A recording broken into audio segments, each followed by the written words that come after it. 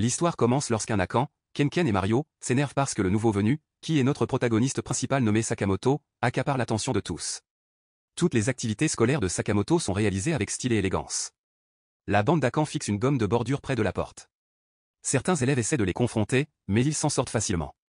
Sakamoto ouvre la porte mais attrape la gomme avant qu'elle ne lui tombe dessus. En voyant cela, ses camarades de classe l'encouragent. Le groupe le suit dans la salle de bain. Ils essaient de verser un seau d'eau sur lui. Mais Sakamoto, étonnamment, a un parapluie pour se couvrir. Lorsqu'il retourne en classe, il remarque que son bureau a disparu. Ses camarades de classe lui proposent de partager leur siège avec lui, mais il choisit de poser élégamment près de la fenêtre. Le groupe est déçu, alors il décide de devenir vraiment viol. Un élève informe Sakamoto que le professeur veut le voir dans la classe de sciences, alors il s'y rend. À l'intérieur, il est accueilli par la bande d'Akan, qui suggère à tour de rôle comment l'humilier. Akan décide de prendre une photo de Sakamoto ayant l'air effrayé. Cependant, sa cigarette prend feu et, dans la panique, il découvre qu'ils sont piégés dans la pièce. Tout le monde panique, sauf Sakamoto, qui reste calme. Il commence alors à s'approcher du feu de manière répétée. Le groupe pense qu'il essaie d'éteindre le feu avec ses mouvements, alors ils le rejoignent. Mais Sakamoto faisait simplement du bruit, pour que les enseignants en bas le remarquent.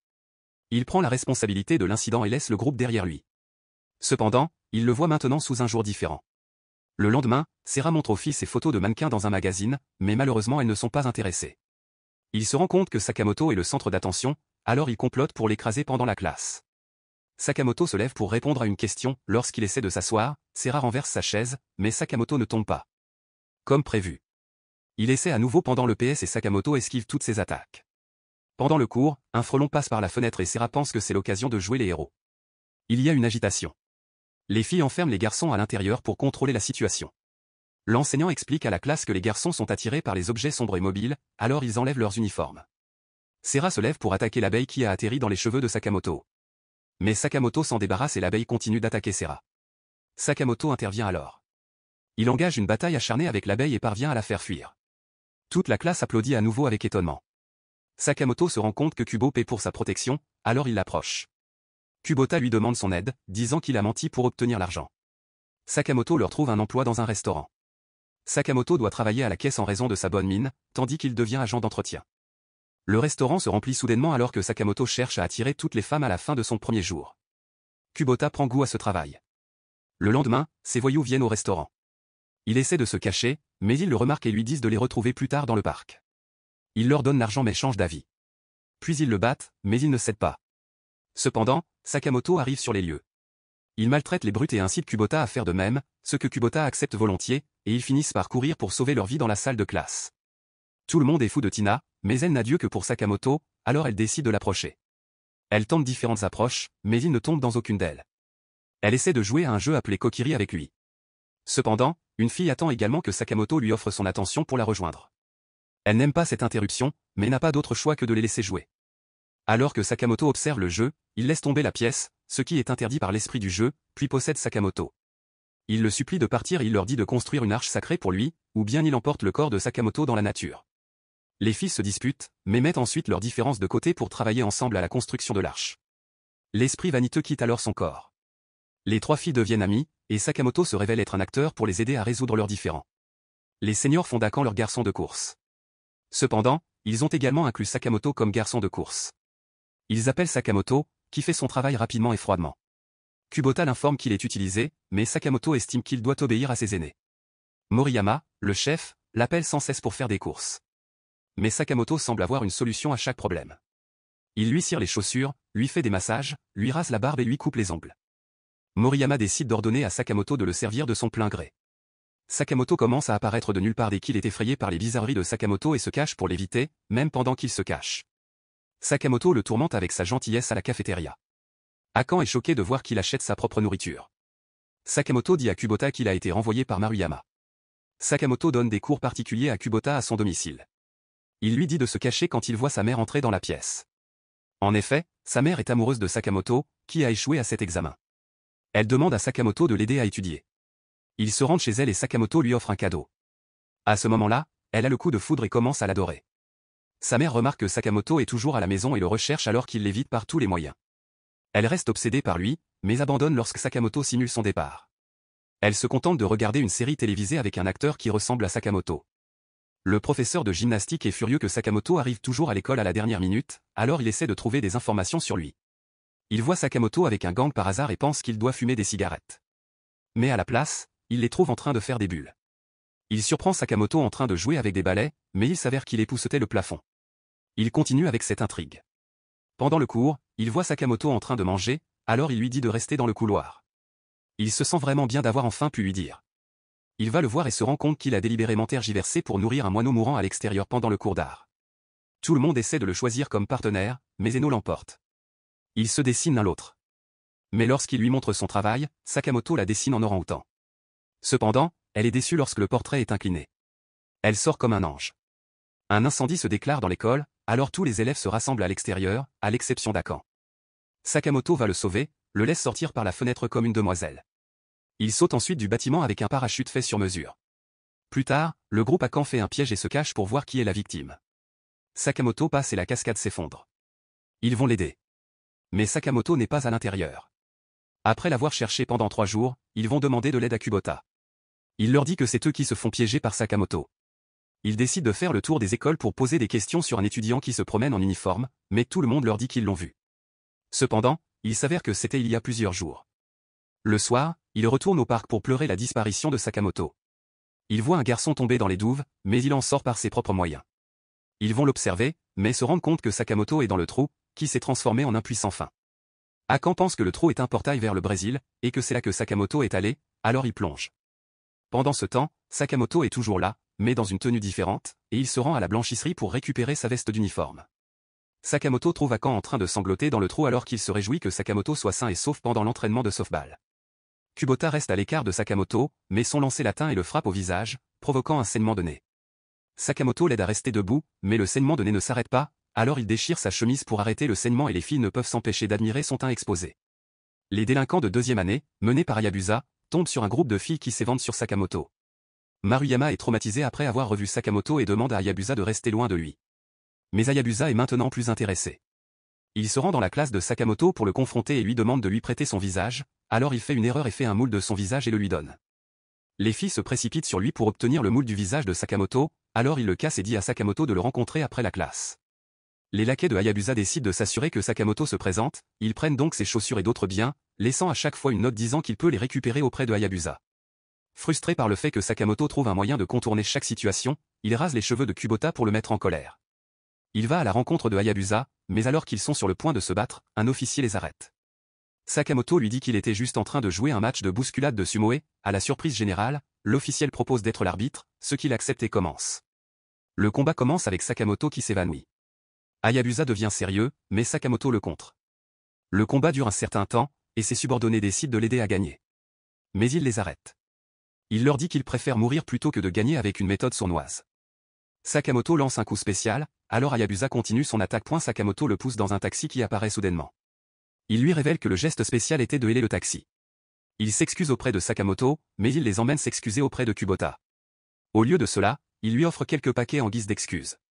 Puis Kubota, leur mère, prépare le dîner pour le groupe. Sakamoto, la déléguée de classe, est attirée par lui, mais se contente de prendre des photos de lui en cachette quand elle en voit. Elle remarque qu'un poltergeist le suit. Elle va lui dire, mais s'arrête car elle devra lui montrer les photos qu'elle a prises en secret. Le fantôme pousse une serpillière derrière lui, mais Sakamoto la promène avec style dans le couloir. Plus tard, elle s'approche de lui et lui demande s'il a vécu quelque chose d'étrange. Sakamoto commence à parler de choses tout à fait normales. Mais à ce moment-là, elle remarque quelque chose dans le lavabo de la salle de bain. Elle est surprise de voir le cheveu noir, mais Sakamoto le ramasse rapidement pour l'utiliser comme une extension pour que les cheveux de Kubota repoussent. Il lui dit que Sakamoto accepte que tout soit normal et l'encourage à s'ouvrir à lui. Plus tard, elle trouve Sakamoto en train de jouer au sumo, alors elle sort son appareil photo et capture le moment lorsqu'elle revoit les photos. Elle remarque que le fantôme essayait de faire passer un message. Elle les imprime rapidement et court vers lui pour lui montrer que le fantôme essaie de lui dire qu'elle l'aime bien. Sakamoto lui demande de l'aider, mais elle ne sait pas quoi faire. Elle va le voir en faisant des copies de son visage pour qu'il réponde au fantôme. Les copies disparaissent, ainsi que Kubota, son extension. Et depuis ce jour, le fantôme n'apparaît plus sur ses photos. Mais la bande d'Akan n'est pas autorisée à entrer dans la section pour adultes pour louer un CD 18+, alors qu'il planifie une stratégie. Sakamoto entre dans la salle pour louer un film ordinaire pour ses devoirs. Il le remarque et retire rapidement le film qu'il espérait louer. Il lui demande de les aider à louer le leur en échange de la restitution du film qu'il voulait. Sakamoto accepte le marché et enlève sa veste d'uniforme. Sakamoto parvient à entrer dans la pièce peu après être parti avec de nombreux CD. Il lui montre le chemin pour éviter d'être pris. Le plan se déroule bien, mais Ena remarque sa présence et alerte immédiatement les autres filles. Sakamoto écarte rapidement les CD interdits et danse pour les distraire avant d'apporter les disques au comptoir du magasin. Le patron vient l'interroger lorsqu'il voit qu'il porte les vidéos explicites. Sakamoto parvient à se faire passer pour un adulte. Il montre sa montre coûteuse pour tromper le commis, qui abandonne. Dehors, il tend les CD à Akan et part. Mais le groupe se sent coupable parce que Sakamoto ne faisait que les louer, alors ils finissent par les rendre à l'école. Sarah conspire avec certains élèves pour que Sakamoto échoue en sport. Lors de la course au pain, il fatigue intentionnellement leur pain au début de la course.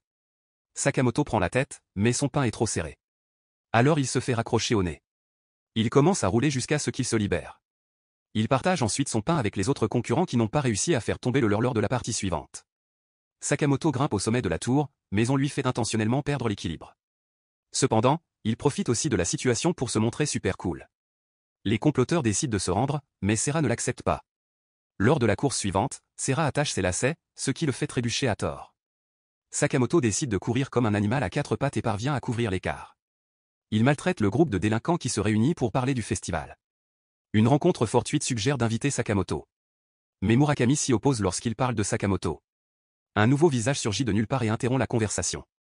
C'est Fukas, leur chef, qui a été absent de la ville et qui intimide le groupe jusqu'à ce qu'il lui parle de Sakamoto. Les compagnons de Sakamoto préparent également des décorations pour le festival culturel, mais certains fainéants se moquent de leurs efforts tandis que Sakamoto tente de souligner la beauté de leurs efforts. Les fainéants, très en colère, quittent la classe et sont abordés par un baiser à l'extérieur. Plus tard dans la journée, les filles découvrent que leurs décorations ont été détruites. Sakamoto est dénoncé, fouillé et battu dans toute l'école. Les fainéants lui reprochent d'avoir gâché les décorations. Sakamoto est poursuivi par la mafia parce qu'il y a une récompense sur son avis de recherche. Il court vers le théâtre, où il est acculé. Mais le groupement de lutte contre les abus arrive juste à temps pour le sauver. Plus tard, ils expliquent à Sakamoto qu'il est un putain de senior qui est sur le point d'avoir 30 ans après avoir échoué dans ses études. Il lui explique qu'il invente des jeux à chaque fois qu'il vient à l'école, et que ces jeux sont destinés à effacer celui qu'il vise, c'est-à-dire lui cette fois-ci. Sakamoto retourne en classe, mais les fainéants rendent tout le monde méfiant à son égard. Il part et revient pour démasquer les fainéants comme les vrais coupables. Il tente de saboter le plan de décoration, mais Sakamoto les aide à se démoraliser et, plus tard, ils avouent leur crime. La classe s'amuse et le plan de Fukas finit par échouer. Le professeur dit à Kubota, sa mère, que ses notes se sont améliorées. Il fait remarquer que ce doit être l'influence de Sakamoto, qui est devenu son ami. Le lendemain, Kubota a un rhume et ne va pas à l'école. Sa mère est ravie que Sakamoto soit à nouveau à portée de main. Elle s'habille et Kubota met son uniforme et va à l'école pour être proche de Sakamoto. Elle admire chacun de ses mouvements. Pendant P, Sakamoto court comme dans la théorie de l'évolution de Darwin. Le professeur de gymnastique est impressionné que Kubota puisse suivre Sakamoto, car il ne sait pas qu'il n'est pas Kubota. Il tente de s'approcher de Sakamoto mais trébuche. Il retourne dans la salle de classe pour se changer. Mais les garçons remarquent sa poitrine. Ils essaient de la taquiner, pensant qu'elle est Kubota. Mais Sakamoto s'en parvient à la distraire. Mais elle finit par renoncer à sa performance et rentre chez elle pour s'occuper de son fils. Ce sont les vacances de Noël, mais Sakamoto est vu en train de faire du bénévolat. Des hommes l'invitent à une fête. Cependant, il ne sait pas ce que cela signifie. Il lui révèle alors qu'il s'agit d'une rencontre sociale et il accepte de les accompagner pendant la fête. Ils se présentent tout comme des étudiants universitaires. Les filles remarquent que Sakamoto porte un uniforme de lycéen, elles leur disent donc qu'il fait du cosplay pour masquer son âge. Alors que le groupe discute de ses objectifs, Sakamoto leur dit qu'il s'intéresse à la recherche naissante. Les garçons proposent le jeu, mais Sakamoto redevient progressivement le centre d'attention. L'un des garçons, Ryu, décide alors d'opter pour le chant. Les filles se tournent alors vers lui et l'autre garçon devient jaloux, si bien qu'il abandonne la musique. Sakamoto prend l'initiative en jouant du saxophone sur son bras. Les garçons réalisent maintenant qu'il est leur véritable concurrent. Il commande des boissons pour tout le monde. Il donne à Sakamoto une boisson très froide qui va affecter sa voix. Mais ils ne le remarquent pas. Et ils lui disent de chanter pour s'humilier. Sakamoto choisit une chanson classique. En chantant, il attire l'attention des femmes de l'autre côté de la pièce. Sakamoto décide de partir car la salle est devenue bondée. Toutes les femmes le suivent, laissant les deux hommes derrière elle. Hayabusa supplie Sakamoto de lui apprendre comment se comporter dans une cuisine française. Il dit qu'il est impossible d'apprendre en si peu de temps, alors ils mettent au point un plan. Hayabusa. Son père espère faire bonne impression sur sa petite amie potentielle dans la cuisine. Il est capable d'agir en conséquence parce que Sakamoto tire les ficelles de l'intérieur de sa veste. Les choses tournent mal lorsque le serveur leur sert des escargots. Hayabusa est irrité par les escargots, mais pour le bien de sa famille, il parvient à s'en sortir. Après le dîner, il laisse son père seul un moment avec son partenaire. Il travaille en ville, mais est surpris de voir son père et sa compagne se faire harceler par des voyous. Sakamoto lui dit qu'elle ne devrait pas montrer sa bassesse devant la dame. Il change donc de position. Il aide Sakamoto à battre et à chasser les brutes. C'est l'hiver. Sakamoto dit à Kubota que c'est la première fois qu'il voit de la neige. Akan, entendant cela, décide de lui apprendre à jouer avec la neige. Ils commencent par tracer leur corps dans la neige et lui apprennent ensuite à faire un bonhomme de neige. Il apprend extrêmement vite, ce qui rend Akan jalouse. Phocas apparaît et lui conseille de le défier dans une bataille de boules de neige en 1 contre 1. Il commence la bataille, mais Akan est dépassé par les compétences de Sakamoto. Au bout d'un moment, Akan tente de sortir de l'impasse, mais il est vaincu par Sakamoto, qui lui lance des chauffe-mains pour combattre le froid. Finalement, Akan rentre chez lui et pleure de frustration. Le lendemain, la déléguée de classe montre toutes les photos qu'elle a prises pendant la séance, et les filles se disputent les copies des photos fantaisistes de Sakamoto. Akan est toujours déprimé par sa dispute avec Sakamoto, alors il arrête de traîner avec sa bande. Plus tard, il s'assied seul pour admirer sa photo et Phocas arrive pour l'inciter à se rapprocher de Sakamoto une fois de plus. C'est le jour de la remise des diplômes et Sakamoto est autorisé à faire un discours d'adieu aux étudiants diplômés pour commencer. Il fait tomber un ballon qui était collé au sommet du gymnase et l'offre à l'étudiant comme souvenir.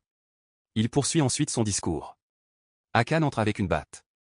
Elle se dirige vers Sakamoto en menaçant quiconque tente de l'arrêter. Elle tente d'attaquer, mais Sakamoto transforme son attaque en une leçon d'adieu pour chacune de ses attaques. Il échoue douloureusement. Sakamoto l'emmène à la galerie, mais il continue son attaque et en faux. Sakamoto le rattrape à mi-chemin. Il demande à Sakamoto de le lâcher, en le frappant continuellement, mais Sakamoto ne le lâche pas. Il parvient à faire passer tout cela pour un élément de son spectacle et reçoit une ovation pour sa performance. Hayabusa décide d'affronter Fuckface, qui ne veut pas être diplômé, mais Sakamoto leur présente une meilleure idée. Ils font un acte honteux sur Fuckface devant toute l'école. Sakamoto dit au revoir à la classe car il a été invité à participer à un projet de la NASA. Toute la classe lui fait ses adieux en se battant. Il les esquive tous pour faire place à sa sortie. Et c'est la fin de l'anime. N'oubliez pas de liker et de vous abonner si vous avez aimé et d'activer la cloche de notification pour ne pas manquer une autre vidéo. À la prochaine fois. Prenez soin de vous. Prochaine fois. Prenez soin de vous. Prochaine fois. Prenez soin de